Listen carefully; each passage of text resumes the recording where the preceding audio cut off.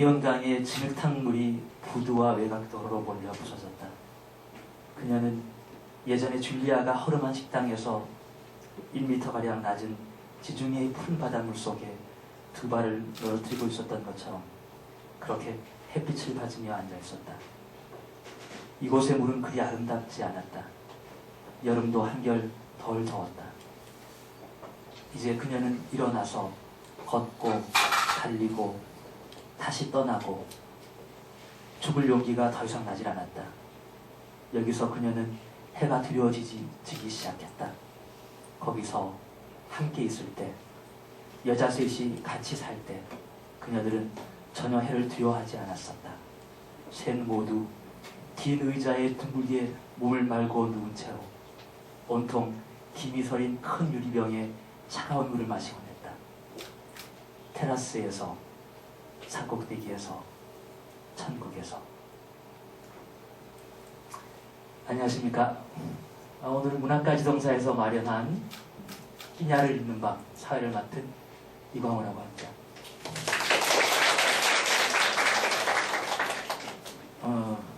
많은 분이 와주셨습니다. 꽉 찼고 또 서 계시는 분들도 있습니다.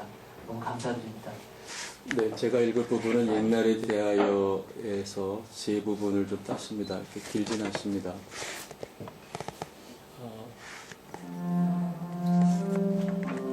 샴은 줄근형 누르의 편지 한 통을 불현듯 찾아낸다. 편지를 펼친다.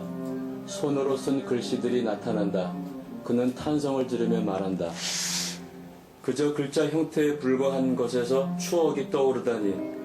내가 좋아하던 서체의 매혹적인 획들을 보니 눈물을 참을 수가 없어요.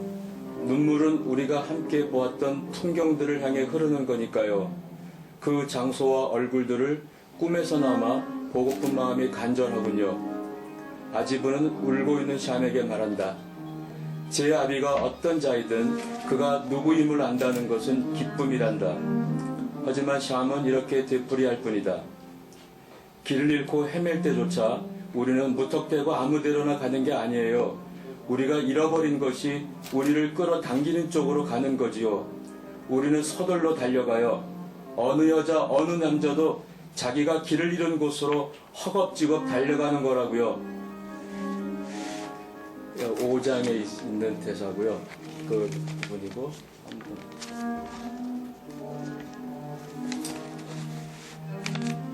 10장에 있는 글입니다.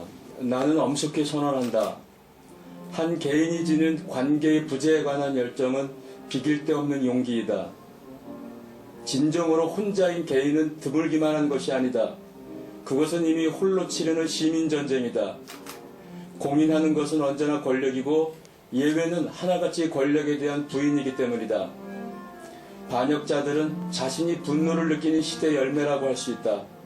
하지만 반역하는 열매들은 뿌리도 부식토도 규칙도 친자관계도 없을 뿐만 아니라 식별조차 어렵고 후손마저 순전히 요행에 의존할 따름인 열매들이다.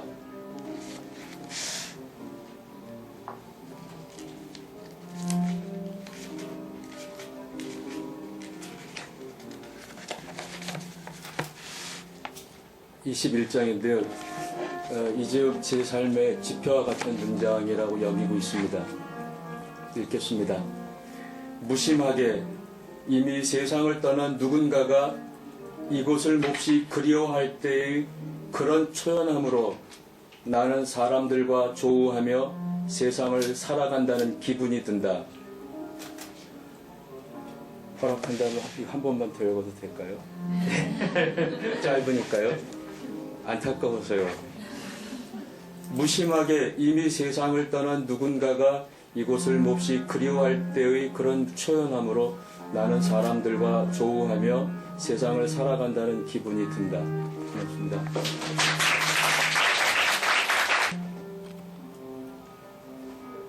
이 섬을 떠날 생각이에요. 그래서요, 여행 가방을 들 만큼 근육을 키워야 할 이유가 하나 더 느는 거죠. 길을 걸어 다닐 만큼 허벅지 힘을 키워야 할 이유가 더 느는 거고요. 그 앞에서 그녀는 감히 자신의 고통에 대해 말할 수 없었다. 레오, 당신은 짐작도 하지 못할 거예요. 내가 얼마나 역마살에 지쳤는지를, 얼마나 내 자신에게 진저리가 나는지를.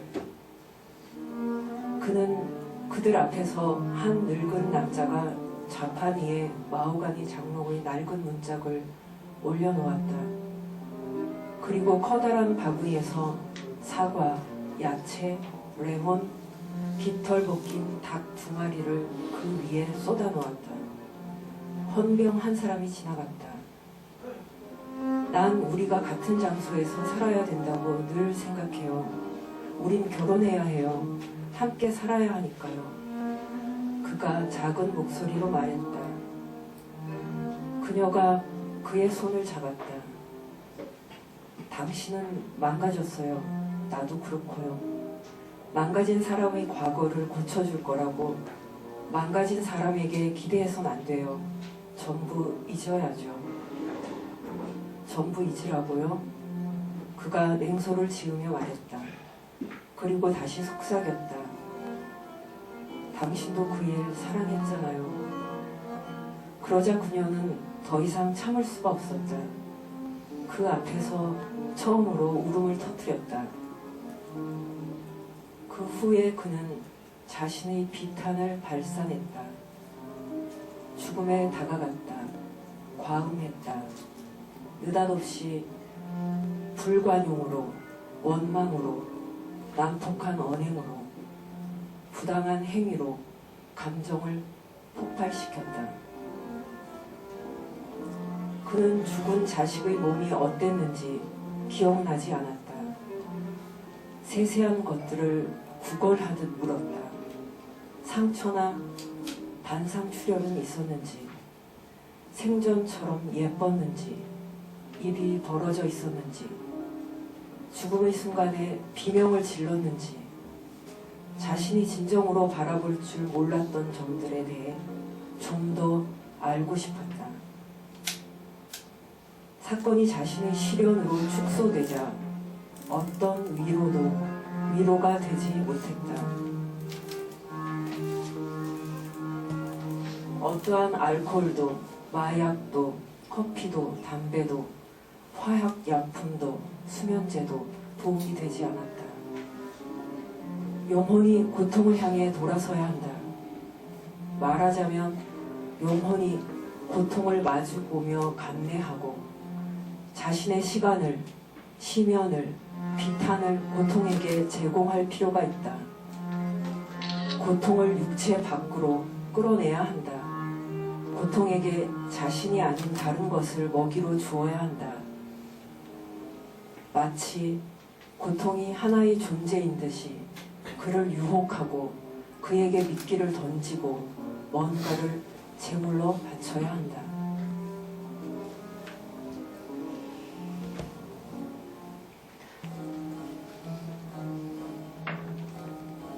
창조는 속구찜에 닿아야만 했다. 포효 소리, 폭풍으로 캄캄해진 하늘에서 번쩍이는 번개의 선광, 지하 어둠으로부터의 출구, 뜻하지 않은 출현, 창조하는 모든 것, 생식하는 모든 것은 기원의 소리를 낸다. 훌륭한 연주는 최초의 텍스트라는 인상을 준다. 언어 행위의 선행되는 기표라는 인상, 그 기표는 다가오는 별이다. 악보를 읽고 나면 오래전부터 눈꺼풀이 닫힌 눈 뒤편 꿈속에 밤의 이미지들이 투영되듯 그것이 육체의 내부에서 울린다. 레미의 음악 속에는 자아도 육체도 악기도 없었다. 작곡가마저도 없었다. 그것은 런던의 골목길에 울리던 음악의 주인공인 퍼셀이 아니다. 배열해 놓았다고 믿은 자신의 이름 철자들 안에서 되살아나는 바흐 자신은 더더욱 아니다. 바로 그렇다. 순수한 기호만이 울린다. 비인칭의 그것이 원천에서 바흐 자신을 급습하는 이 솟구침에서 솟아난다. 독일어로 가은은 강을 뜻한다. 악보는 스스로에 매혹되면서 자신의 악장을 노래한다. 스스로 음악 그 자체의 기원에 있다고 믿으면서. 아름다운 텍스트는 발음되기도 전에 들린다. 그것이 문학이다. 아름다운 악보는 연주되기도 전에 들린다. 그것이 미리 준비된 서양 음악의 찬란함이다. 음악의 원천은 소리의 생산에 있지 않다. 그것은 듣기라는 절대 행위 안에 있다. 창조 행위에서 이 절대 행위는 소리의 생산에 선행한다. 작곡이라는 행위가 이미 그것을 듣고 그것으로 작곡을 한다. 연주가 이미 들은 것으로서가 아니라 지금 듣고 있는 것으로서 그것을 솟아오르게 한다. 그것은 의미하기가 아니다. 그것은 스스로 드러내기도 아니다. 그것은 순수한 듣기이다.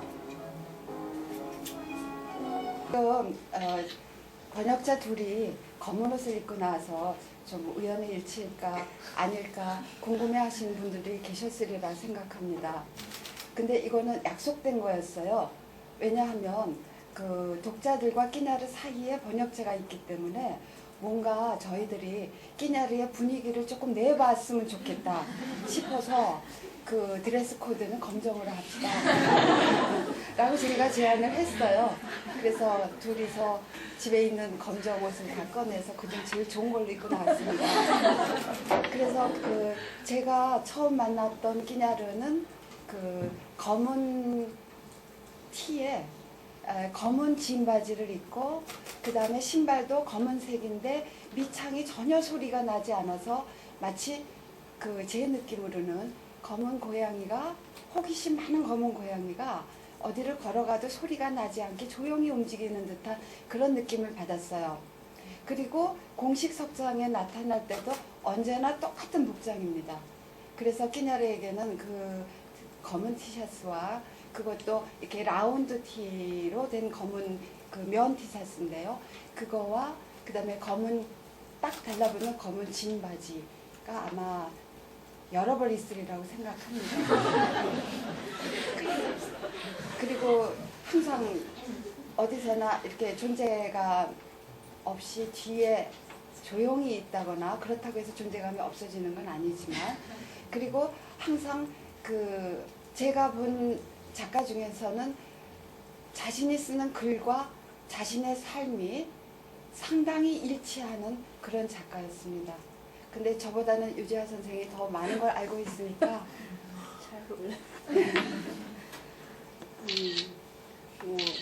그 작품 읽으시면은 그 여기 이제 너무 많은 작품이 있는데 뭐 라퐁테인부터 해서 그 여러 장세니스트라고 할 수 있는 뭐 생트콜롬보도 마찬가지로 여러 인물들이 사실 등장하는데 그 모습들이 사실은 끼냐르의 모습이라고 보시면 거의 될 것 같아요. 그러니까 그 예를 들면 뭐 제가 번역한 시면들 제일 1장에 이제 라퐁테인의 묘사가 나오는데 그는 어떤 제가 문제 잘 기억을 못하겠는데 그 연애에서는 굉장히 환대하고 친절한 사람이지만 이제 은밀히 통했다라는 표현도 좀 나오고 굉장히 자신만의 어떤 그 신중함이 있는데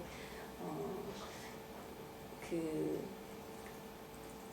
굉장히 그러니까 어떻게 얘기하냐 실제로 봤을 때는 그 작품의 그 스타일과 거의 정말 아까 말씀하신 것처럼 일치하시는 분 같아요. 근데 이제 제가 한 가지 말씀드리고 싶은 거는 그 프랑스 작가들 사이에서도 끼냐르의 존재는 좀 질투를 불러일으키는 대상이기도 하지만 굉장히 그 존경을 하거든요. 그 존경의 이유 가장 그 핵심적인 이유는 끼냐르는 들어주는 사람이라는 게 그쪽 사람들 사이에 있어요. 그러니까 굉장히 잘 듣는 사람.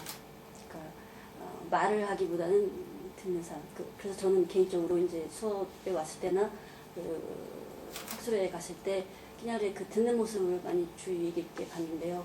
그 들을 때의 자세는 말을 할 때의 자세보다 굉장히 이렇게 긴장돼 있고 그 정말 눈으로 듣는 것 같아요. 그런 모습들이 그 침묵을 작품 써서 침묵을 얘기 많이 하지만 이제 일치하는 부분이죠. 너무 길어지면 안 되니까. 예. 너무 길어져서. 길어진 김에 한마디만 더 붙이겠습니다. 아까 김소연 시인님께서 말씀을 하셨던가요? 만조하려고 해도 끌린다고 말씀을 하셨는데 끼냐르 자신은 그렇게 그 제 주관적인 눈으로 볼 때 다 가진 것 같지만 그렇게 행복해 보이진 않았습니다. 처음 그 집에 찾아갔을 때 제가 처음 봤을 때 물론 그 서양 분이시니까 우리보다 눈이 크지만 그 큰 눈에 두려움이 가득 담겨 있었어요. 그리고 저보고 하시는 첫 번째 말씀이 문학을 하시는 분이니까 저를 속이지는 않으시지요 라고 말씀을 하시는데 굉장히 충격을 받았어요. 그리고 그 다음에 인터뷰가 진행이 되면서 끼냐르 특유의 상당히 친절하고 배려 깊고 겸손하고 남의 말을 잘 듣고 그 다음에 거기에 대한 대답을 어쩌면 그렇게 요점만 딱 집어서 말씀을 잘 해주시더라고요.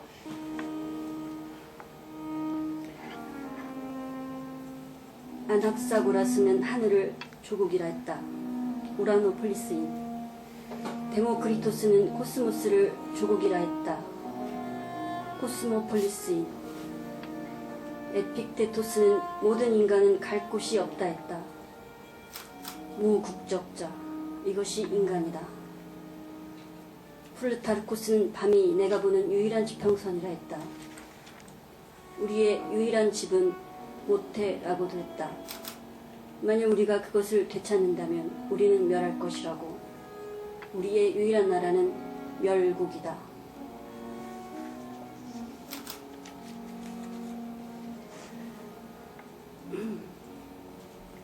늘어나는 지식? 그런 것은 없다. 비례해 모르는 것이 더 생기면 생기었지. 빛이 자욱하게 그늘을 비추나 빛에 또 그늘이 진다. 1945년 시면은 이렇게 말해줄 수 있다. 인류라는 종은 꿈꾼 대로 되지 않았으며 연습한 대로 되지 않았다. 애당초 휴머니티라는 것은 없으니 휴머니티의 복원도 없다. 원래대로 돌려놓을 수 있는 것은 아무것도 없다. 정의란 믿기지도 않지만 우습기 짝이 없는 것이다. 세계는 역사로 말미암아 과거가 없어졌다. 그리고 과거로 말미암아 태고가 없어졌다. 특별한 휴머니티란 없음을, 의미란 부여된 것임을, 진리는 알 수 없는 것임을, 벗겨졌으나 밝혀지지 않는 것이 있음을 처음으로 깨달은 21세기의 우울한 양식. 멀고 먼 옛것을 더듬으며 강렬한 경의를 느끼는 시대. 근대 세상은 답 없음을 불평이나 하고 있으니 그 답 없음이 그와 더불어 생긴 것을, 영영 답이 없는 것이, 무엇도 예측할 수 없는 것이 도리어 신명나는 잔치 아닌가. 그 도련한 침묵.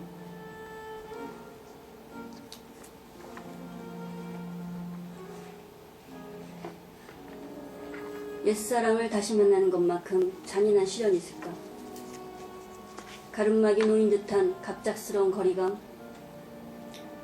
돋아나는 차가운 슬픔, 온갖 예의를 차리는 중에도 울컥하는 분노. 그는 자신의 옛 정인을 따라 얀센파가 된 에스프리를 알게 되었다. 롱기빌 부인한테서 에스프리를 빼내왔다. 그리고 라파이트 부인과 깊어졌다. 그에게 데카르트 기사의 정념에 관한 담론을 읽으라고 건네준 것은 샤블레 부인이었다. 샤블레 부인은 사람의 마음은 초롱불로 밝히듯 더듬어야 한다고 했다. 초롱불은 모두에게 통하는 수사적 잠언이었으며 각자 더 완전을 기해 먹먹한 깊은 사람의 심정 속으로 들어가라는 것이었다. 거기 마치 바닥이 있다고 보고. 라로슈프코는 사블레 부인에게 이렇게 썼다. 잠언에 대한 욕구가 감기처럼 퍼집니다. 전염병 같은 격정, 아직도 더 가는. 이 거의 정치적일 지경인 파편화에 대한 집요하고 불편한 심려.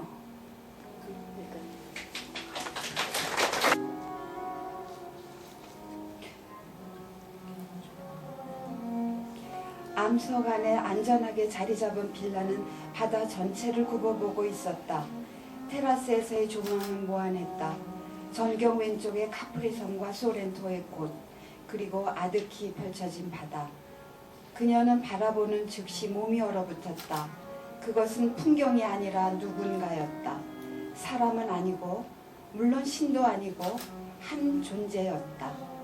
특이한 시선, 어떤 사람, 말로 표현할 수 없는 구체적인 얼굴.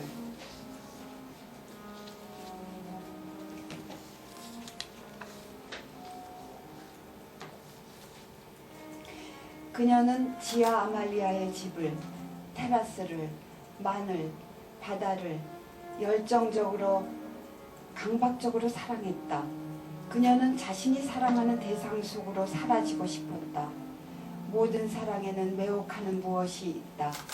우리의 출생 한참 후에야 습득된 언어로 지시될 수 있는 것보다 훨씬 더 오래된 무엇이 있다. 한데 그토록 그녀가 사랑하는 대상은 이제 남자가 아니었다. 그녀에게 오라고 부르는 집이었다. 그녀가 매달리려는 산의 내벽이었다. 풀과 빛과 화산암과 내부에 불이 있는 후미진 곳이었다. 그녀는 그곳에서 살고 싶었다. 용암의 상부 돌출부에 이를 때마다 매번 강렬하고 임박한 어떤 것이 그녀를 맞이했다. 그것은 행복감을 주는 정체불명의 존재 같은 것이었다.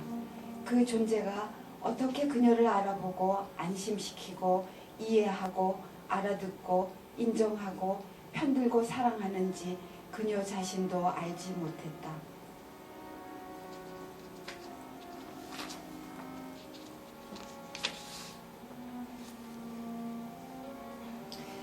모든 연인은 두려워한다. 그녀는 자신이 집에 어울리지 않을까봐 몹시 두려웠다. 공사를 벌이는 것이 제대로 행동하는 것인지 몰라 두려웠다. 집의 매력을 손상시킬까봐 두려웠다. 균형을 깨뜨릴까봐 두려웠다. 실망하게 될까봐 두려웠다. 처음 빌라를 보았을 때 예상한 만큼 행복하지 않을까봐 두려웠다. 봄이 두려움을 쓸어냈다. 봄은 커다란 야생 제스민 꽃이었다. 장미꽃 봉오리였다. 아름다운 꽃자루가 달린 색이 아주 진한 수없이 많은 아네모네였다. 양귀비였다.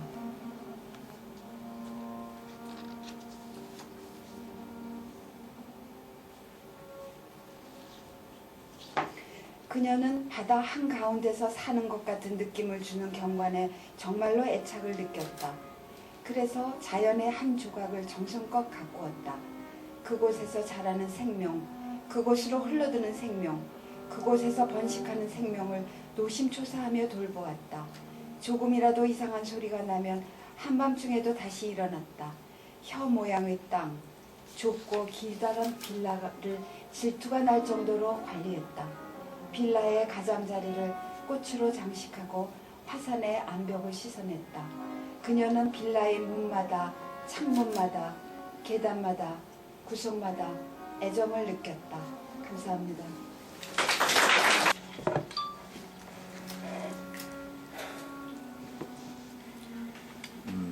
사랑에 빠진 사람들, 연인들, 부부들이란 동일한 인간들을 지칭하지 않는다. 사랑은 성역과도 결혼과도 대립된다. 사랑은 도둑질에 속하지 사회적 교환에 속하지 않는다. 태거의 어둠 이래로 사랑에 빠진 자는 오래전부터 그의 가족, 친척들, 그리고 집단이 그에게 마련해준 교환에서 빠져나온 여자 혹은 남자를 가리킨다. 동화들은 도주를 결합에 대립시키는 것과 상당히 유사한 방식으로 사랑과 결혼을 대립시킨다. 옛날 이야기에서 사랑은 언제나 세 가지 특성으로 정의된다. 즉 이해하기 어려운 쌍둥이와 같은 사랑, 낯선 두 사람이 서로에게서 거의 근친상간적인 화합을 발견한다. 한눈에 반하기, 갑작스럽고 예비되지 않았으며 말없는 매개되지 않은 홀림, 끝으로 자살이나 살인 혹은 그를 죽게 하거나 그들을 저주받게 하는 치정살인이 그것이다. 관습적인 사회관계에서나 부부관계에서 대번의 사랑을 제거하는 사랑의 비사회적 특성은 옛날 사랑 이야기에서는 다음과 같은 방식으로 표현된다. 뒤얽혀 있음, 완전히 벌거벗고 있음, 집이 없음, 공기와 신선한 물로 연명함, 날 것을 먹음, 새둘로 변함.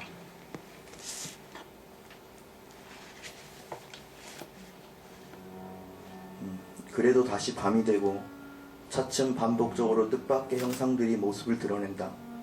그 메아리들은 시간이 흐르는 동안 우리의 내면에서 반향을 일으키다가 불현듯 다시 솟구치곤 한다. 언어에 앞서 스며들었고 우리들 자신보다 먼저 출현한 탓에 당연히 언어로 표현될 수 없는 방식으로 귀환한다. 그래서 얼룩이나 질병, 겁나는 몇 마디 언어, 고통스러운 고백, 하기 어려운 이야기, 공포가 엄습하는 막막한 순간, 심연들과 관련된 사람들에게만 전달될 따름이다. 잠이 들면 근거 없는 이미지들이 출현하는 순간이 하룻밤에도 수차례나 막무가내로 우리의 성기를 곤두세우거나 팽창시킨다. 가족이 늘어난다. 사회가 재생된다. 그리하여 인류 공동체는 자신의 운명, 자신의 역사 안에서 과거의 무의지적, 전기에 앞선 충격적, 인류 이전의 이미지들에 직접 연루된다. 감사합니다. 몽무가 대답했다. 어떤 나이가 되면 인간은 삶이 아닌 시간과 대면하네. 삶이 영이 되는 것을 더는 볼 수 없지. 삶을 산채로 집어삼키는 시간만 보이는 걸세. 그러면 가슴이 저리지. 우리는 나무 토막들에 매달려 이 세상 구석구석에서 고통을 느끼며 피 흘리는 광경을 조금이라도 더 보려고는 하지만 그 속에 떨어지지는 않으려고 안간힘을 쓴다네. 몽무가 말했다. 인간의 마음 깊은 곳에는 매혹적인 하룻밤이 있어. 저녁마다 여자들과 남자들은 잠이 들지. 그들은 마치 어둠의 추억이라도 되는 것처럼 그 밤속으로 빠져들어. 그것은 추억이네. 남자들은 때로 자신들이 여자들과 가까워진다고 믿지. 그들은 여자들의 얼굴 표정을 바라보네. 그녀들의 어깨를 감싸 안으려고 팔을 뻗어. 그들은 저녁마다 상대방의 몸을 향해 돌아누워 서로 옆구리를 맞대고 잠이 드니 그렇다고 더 깊이 자는 것도 아닐세. 그들은 단지 밤의 놀이개에 불과해. 그들을 태어나게 했고 어디서나 무엇에나 그림자를 들이우는 보이지 않는 장면의 노예일 따름이야.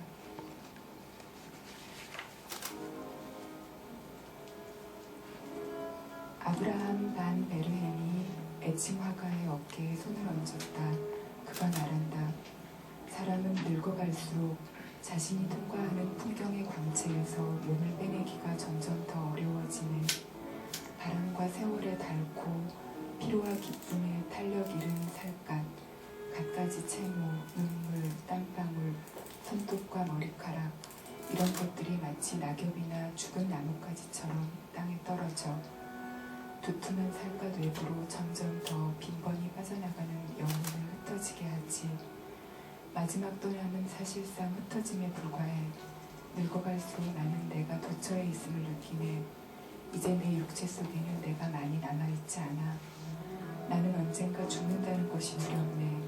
내 살갗이 지나치게 얇아졌고 구멍이 더 많이 생겼다고 느끼지. 난 혼자 중얼거리네. 언젠가 풍경이 나를 통과하겠지.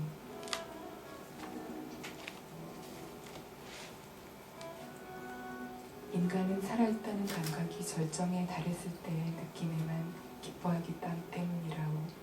또 다른 삶이란 존재하지 않으니까. 감사합니다.